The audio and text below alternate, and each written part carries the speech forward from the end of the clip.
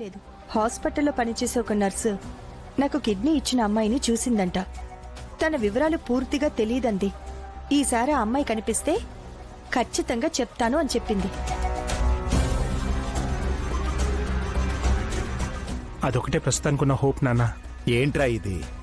చిన్నప్పుడే పురిట్లో ఎవరో ఎత్తుకుపోయారు. తన కోసం ఇప్పటికీ వెతుకుతున్న దొంగ దొరకడం లేదు.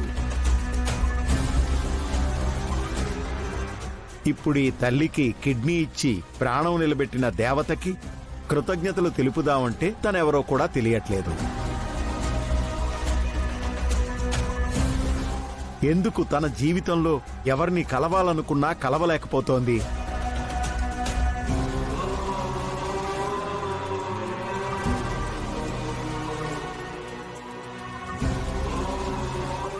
ఏంటి వైష్ణవి, ఏదో టెన్షన్ పడుతున్నట్టున్నావు? టెన్షనా? అబే అదేం లేదే. కొంచెం బాధపడుతున్నాను గుండు. ఎందుకు? ఎందుకంటావేంటి? కన్న కూతురి కోసం ఇన్ని సంవత్సరాలుగా ఎదురు చూస్తున్నావు. తను ఎప్పటికీ కనబడలేదు. కనపడుతుంది అన్న నమ్మకం కూడా లేదు.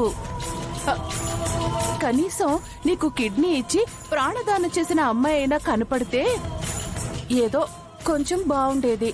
తను కూడా దొరకట్లేదు కదా. తను కూడా నీ కూతురులాగే మిస్ అయిపోయింది కదా అని నేను బాధపడుతున్నానంతే. నువ్వేమీ అంత బాధపడనక్కర్లేదు. నా కూతురు రావాల్సిన రోజు ఖచ్చితంగా వస్తుంది.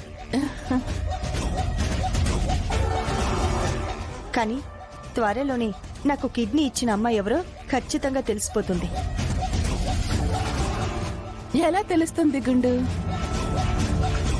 ఆ నర్సేమో మళ్ళీ ఆ అమ్మాయిని చూడాలి, ఆ అమ్మాయితో మాట్లాడాలి, ఆ అమ్మాయిని తీసుకొచ్చి ఇదిగో నీకు కలపాలి. ఇవన్నీ అయ్యే పనులేనా? ఆ అమ్మాయిని నర్సు కలవకపోయినా నర్సు ద్వారా ఆ అమ్మాయి ఎవరో తెలుసుకునే ఛాన్స్ ఉంది వైష్ణవి. 1-2 రోజులు చూస్తాను. ఆ అమ్మాయి మళ్ళీ హాస్పిటల్కి వచ్చి నర్స్కి కనిపించిందా ఓకే, లేదంటే నర్సునే మన ఇంటికి పిలిపించి తను చెప్పే పోలికల ప్రకారం ఆర్టిస్టుతో స్కెచ్ గీయిస్తాను.